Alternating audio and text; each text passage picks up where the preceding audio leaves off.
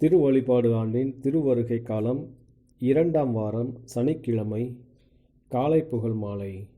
ஆண்டவரே, எங்கள் இதழ்களை திறந்தருளும், நாங்களும் உம்மை புகழ்ந்திடுவோம். தந்தைக்கும் மகனுக்கும் தூய ஆவிக்கும் ஆட்சி உண்டாவதாக. தொடக்கத்தில் இருந்தது போல் இப்போதும் எப்பொழுதும் என்றென்றும் இருப்பதாக. ஆமீன். அல்லேலூயா. அழைப்பு பல்லவியும் அழைப்பு திருப்பாடலும். வாருங்கள், வரவிருக்கும் அரசராம் ஆண்டவரை நாம் போற்றுவோம். வாருங்கள், வரவிருக்கும் அரசராம் ஆண்டவரை நாம் போற்றுவோம். வாருங்கள், ஆண்டவரை புகழ்ந்து பாடுங்கள். நமது மீட்பின் பார்வையை போற்றி ஆர்ப்பரிங்கள். அவர் திருமுன் நன்றியுடன் செல்வோம். புகழ் பாக்களா அவரை போற்றி அகமகிழ்வோம். ஏனெனில் ஆண்டவர் மாண்புமிகு இறைவன், அனைத்து தெய்வங்களுக்கும் அனைத்திற்கும் மேலான பேரரசர். பூ உலகின் ஆழ்பகுதிகள் அவர் தம் கையில் உள்ளன. மலைகளின் கொடுமுடியிலும் அவருக்கே உரியன. கடலும் அவருடையதே, அவரே அதை படைத்தார். உலர்ந்த தரையும் அவர் கைகளை உருவாக்கின. வாருங்கள், தாழ் பணிந்து அவரை தொழுவோம். நம்மை உருவாக்கிய ஆண்டவர் முன் முழந்தாள் இடுவோம். அவரே நம் கடவுள், நாமோ அவரது மேய்ச்சலின் மக்கள். நாம் அவர் பேணி காக்கும் ஆடுகள். இன்று நீங்கள் அவர் குரலுக்கு செவி கொடுத்தால் எத்தனை நலம். அன்று மெரிபாவின் பாலைநிலத்தில் மாசாவின் செய்தது போல் உங்கள் இதயத்தை கடினப்படுத்தி கொள்ளாதீர்கள். அங்கே உங்கள் மூதாதையர் என்னை சோதித்தனர். என் செயல்களை கண்டிருந்தும் என்னை சோதித்து பார்த்தனர். 40 ஆண்டுகளின் தலைமுறை எனக்கு வெறுப்பூட்டியதால் நான் உரைத்தது, அவர்கள் உறுதியற்ற உள்ளங்கொண்ட மக்கள், என் வழிகளை அறியாதவர்கள். எனவே நான் சினமுற்று, நான் அளிக்கும் இலைப்பாட்டின் நாட்டிற்குள் நுழைவே மாட்டார்கள் என்று ஆணையிட்டு கூறினேன். தந்தைக்கும் மகனுக்கும் தூய ஆவிக்கும் ஆட்சி உண்டாவதாக. தொடக்கத்தில் இருந்தது போல இப்போதும் எப்போதும் என்றென்றும் இருப்பதாக. ஆமீன். வாருங்கள், வரவிருக்கும் அரசராம் ஆண்டவரை நாம் போற்றுவோம்.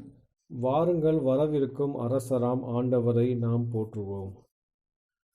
பாசுரம். குரல் ஒன்று இதோ தெளிவாய் ஒலிக்கிறது, இருள் ஒளிய இங்கே அழைக்கிறது. இரவின் கனவுகள் மறைந்திடுக, பரம் நின்று கிறிஸ்துவே ஒளிர்கின்றார். அழுக்கு மிகுந்த அழிவுற்ற மழுங்கிய உள்ளம் விழித்தழுக, வழுக்கும் தீமையை ஒளித்திடவே விழுமிய புத்தொளி விடிந்ததுவே. கடனை கொடையாய் கொடுத்திடவே கடவுளின் செம்மறி வருகின்றார். உடைந்த குரலும் கண்ணீரும் துடைக்க பொறுத்தலை கோரிடுவோம். மீண்டும் கிறிஸ்து வரும்போது அண்டம் நடுங்கி அஞ்சிடுமே. தண்டனை குறைகளுக்கு உண்டெனினும் திண்ணமாய் நம்மை அவர் மீட்டிடுவார். பெற்ற தந்தைக்கு மாட்சிமையும் பிறந்த மகனுக்கு பேர் புகழும் உற்ற வாழ்த்து ஆவியார்க்கும் தெற்றென ஆகும் காலமெல்லாம். ஆமீன். ஆண்டவரே, காலையில் உமது பேரன்பையும் இரவில் உமது சொல்லுறுதியையும் எடுத்துரைக்கிறோம். ஆண்டவரே, காலையில் உமது பேரன்பையும் இரவில் உமது சொல்லுறுதியையும் எடுத்துரைக்கிறோம். ஆண்டவருக்கு நன்றியுரைப்பது நன்று. உன்னதரே, உமது பெயரை புகழ்ந்து பாடுவது நன்று. காலையில் உமது பேரன்பையும் இரவில் உமது சொல்லுறுதியையும் 10 நரம்பு வீணையோடும் தம்புரு சுரமண்டல இசையோடும் எடுத்துரைப்பது நன்று. ஏனெனில் ஆண்டவரே, உம் வியத்தகு செயல்களால் என்னை மகிழ்வித்தீர். உம் செயல்களை குறித்து நான் மகிழ்ந்து பாடுவேன். ஆண்டவரே, உம் செயல்கள் எத்துணை மேன்மையானவை, உம் எண்ணங்கள் எத்துணை ஆழமானவை. அறிவிலிகள் இவற்றை அறிவதில்லை, மூடர் இவற்றை உணர்வதில்லை. பொல்லார் புல்லை போன்று செழித்து வளரலாம், தீமை செய்வோர் அனைவரும் பூத்து குலுங்கலாம். ஆனால் அவர்கள் என்றும் அழிவுக்கு உரியவரே. நீரோ ஆண்டவரே என்றுமே உயர்ந்தவர். ஏனெனில் ஆண்டவரே, உம் எதிரிகள் அழிந்தே போவார்கள்.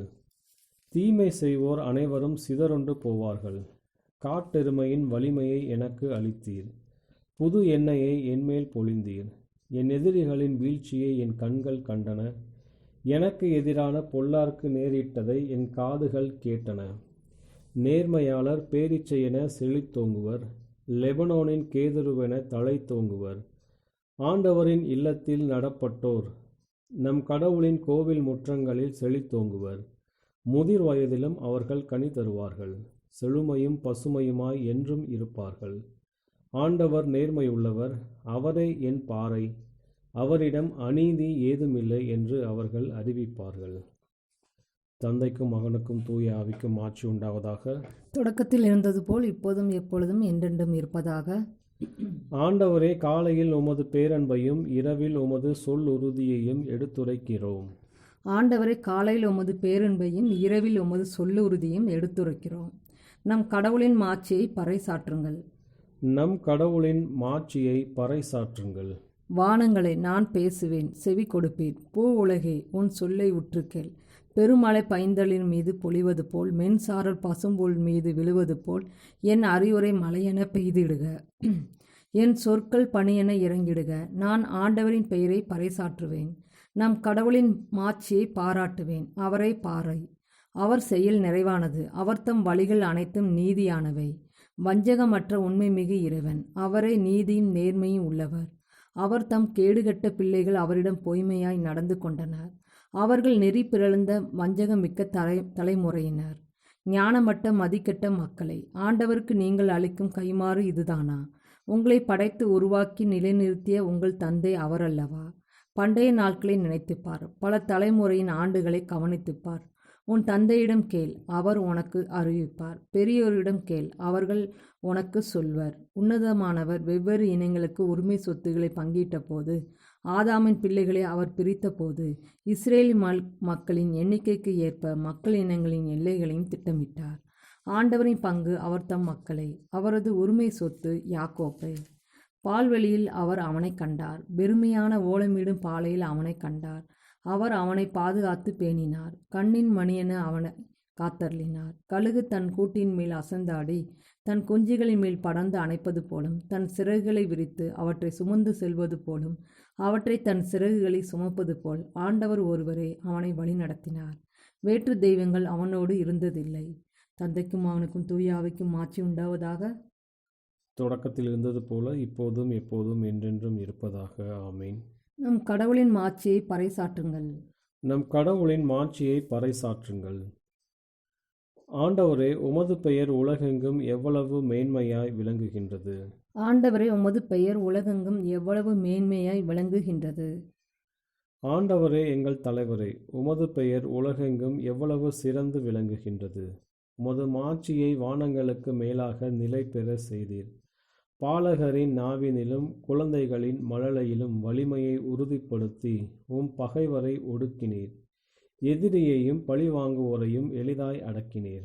உமது கை வேலைப்பாடாகிய வானத்தையும் அதில் நீர் பொருத்தியுள்ள நிலாவையும் விண்மீன்களையும் நான் நோக்கும்போது, மனிதரை நீர் நினைவில் கொள்வதற்கு அவர்கள் யார்? மானிடரை நீர் ஒரு பொருட்டாக எண்ணுவதற்கு அவர்கள் யார் என்று எண்ணத் தோன்றுகிறது. ஆயினும் அவர்களை கடவுளாகிய உமக்கு சற்றே சிறியவர் ஆக்கியுள்ளீர். மாட்சியையும் மேன்மையையும் அவர்களுக்கு முடியாக சூட்டியுள்ளீர். உமது கை படைத்தவற்றை அவர்கள் ஆளும்படி செய்துள்ளீர்.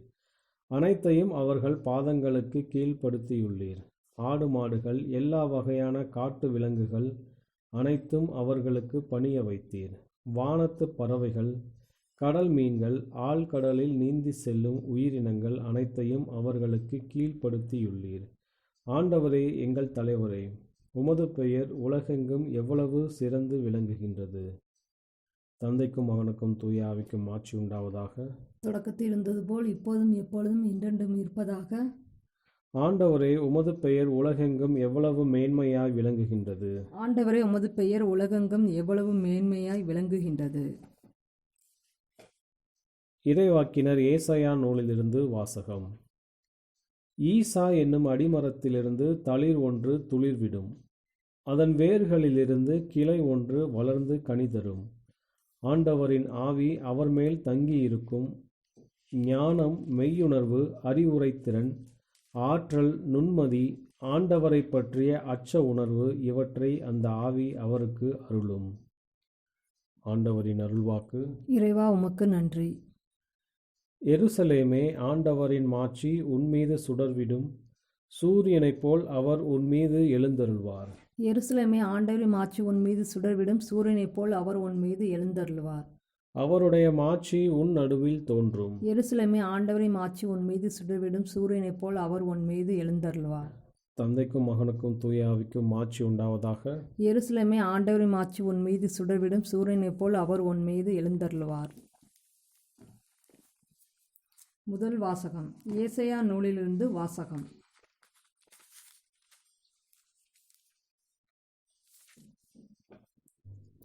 தாவீது பாசறை அமைந்த நகராகிய அரியேல், உனக்கு ஐயோ கேடு! ஆண்டிற்கு பின் ஆண்டு கடந்து வரட்டும்.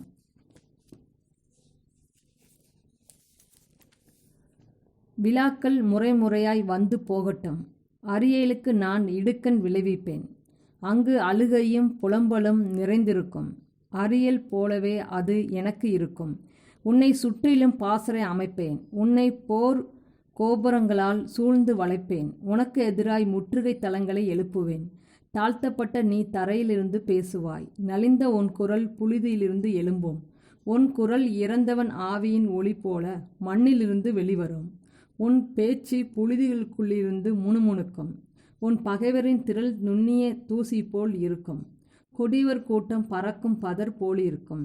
இவை திடீரென்று ஒரு நொடியில் நிகழும். இடி முழக்கம், நிலநடுக்கம், பேரிரைச்சல், சூறாவளி, புயல் காற்று, விழுங்கும் நெருப்பு பிளம்பு ஆகியவற்றால் படைகளின் ஆண்டவர் உன்னை தண்டிப்பார். அரியேலுக்கு எதிராக போர் தொடுக்கும் திரளான வேற்றினத்தார் அனைவரும் அதற்கும் அதன் அரணுக்கும் எதிராக போரிட்டு அதை துன்புறுத்திய அனைவரும் கனவு போலும் கனவில் காணும் காட்சி போலும் மறைவர். பசியாய் இருப்பவர் உண்பதாய் கனவு கண்டு விழித்தெழுந்து வெறும் வயிற்றினாய் வாடும் போலும், தாகமாயிருப்பவர் நீர் அருந்துவதாய் கனா கண்டு விழித்தெழுந்து தீரா தாகத்தால் தவிப்பது போலும், சீயோன் மலை மேல் போர் தொடுக்கும் திரளான வேற்றினத்தார் அனைவரும் ஆவர்.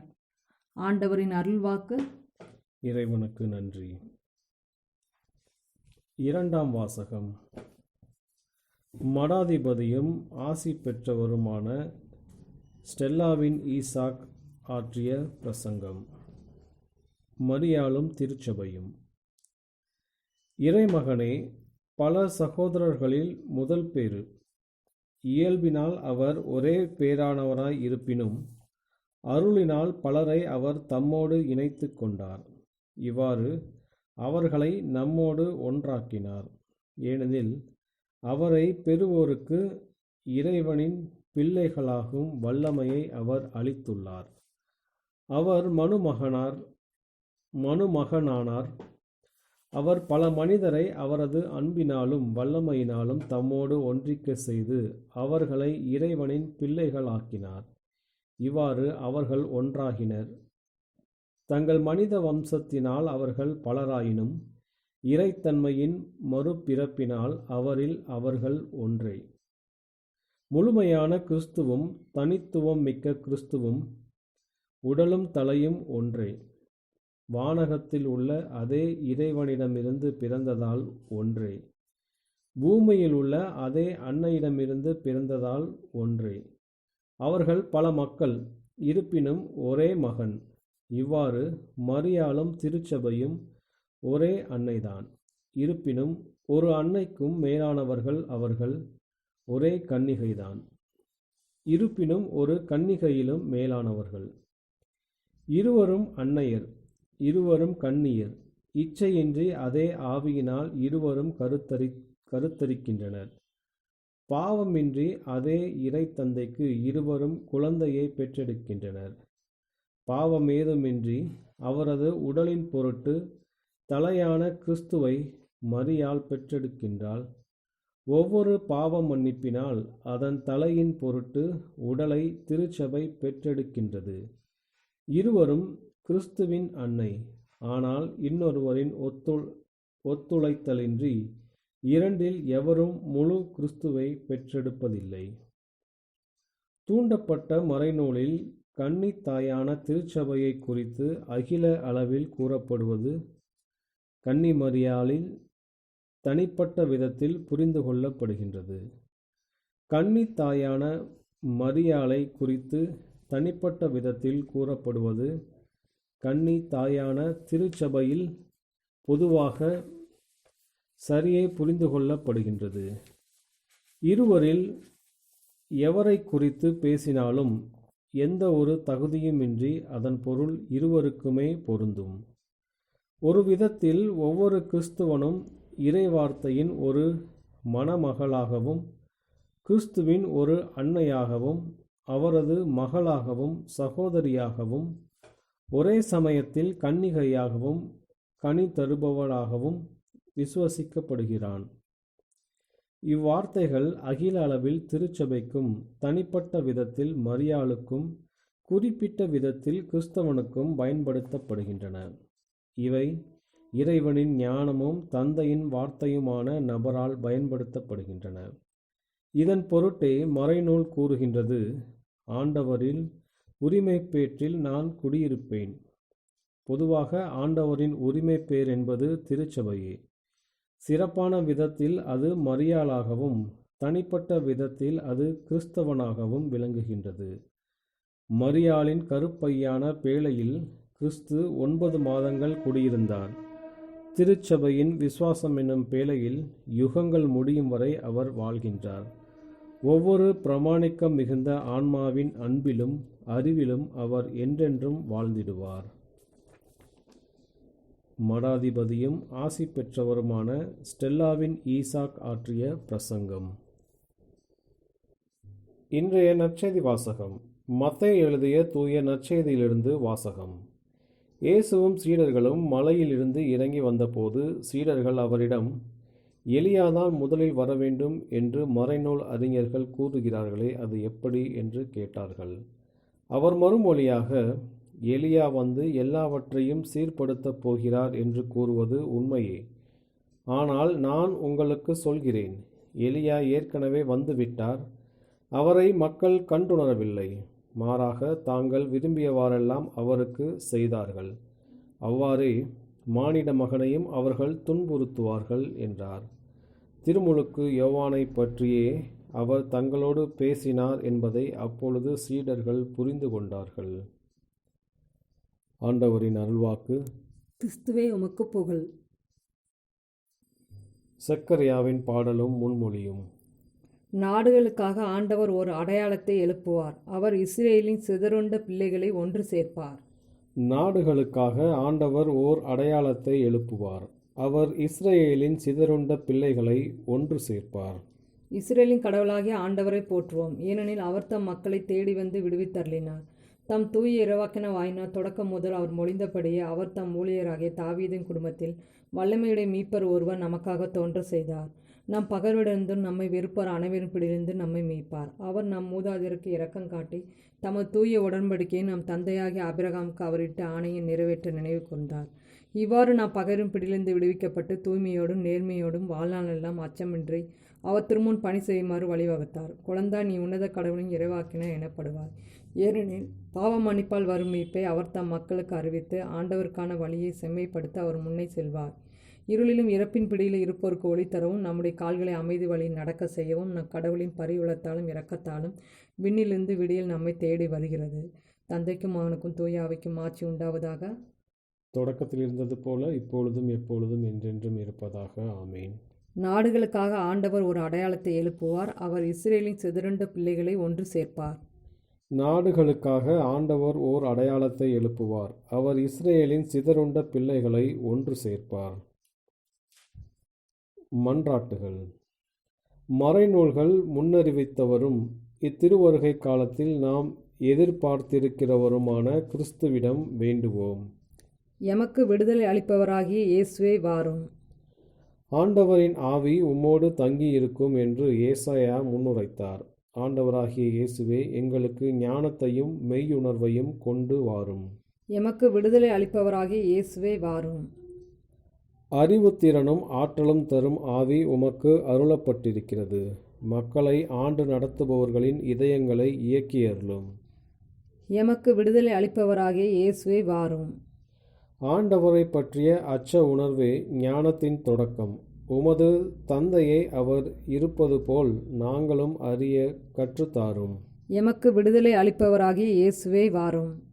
இப்போது நம்பிக்கையுடனும் பற்றுறுதியுடனும் உம்மோடு வாழ்கிறோம். இதனால் நாங்கள் உமது தந்தையை நேரில் காண எங்களை ஆயத்தப்படுத்தி அருளும். எமக்கு விடுதலை அளிப்பவராகிய இயேசுவே வாரும்.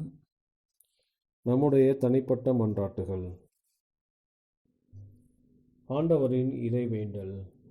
விண்ணுலகில் இருக்கிற எங்கள் தந்தையே, உமது பெயர் தூயது என போற்றப்பெறுக. உமது ஆட்சி வருக. உமது திருவுளம் விண்ணுலகில் நிறைவேறுவது போல மண்ணுலகிலும் நிறைவேறுக.